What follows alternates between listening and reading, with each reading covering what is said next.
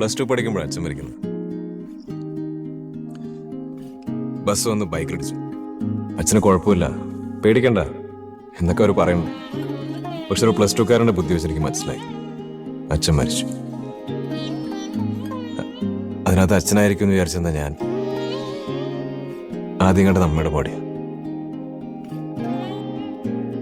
അച്ഛനും അമ്മ അവനെ പോളി കൊടുക്കാൻ പോയത്. അപ്പോഴാണ് ബസ് വന്നിരിക്കുന്നത്. അപ്പോഴേക്കും ഒരു താടി വെച്ച ചേട്ടൻ അവനെ കൊണ്ട് കയ്യിലൊക്കെ എന്തോ പ്ലാസ്റ്ററൊക്കെ ഉണ്ട്.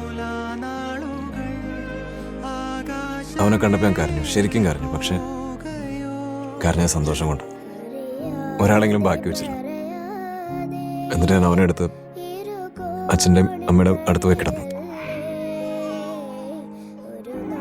ഇപ്പോൾ ലൈഫിൽ എന്ത് ടെൻഷൻ വന്നാലും അവൻ്റെ അടുത്ത് വന്ന് കെട്ടിപ്പിടിച്ച് കിടന്ന ഞാനപ്പോൾ ഓർമ്മ. അവനാ എൻ്റെ സ്ലീപ്പിംഗ് പിൽ.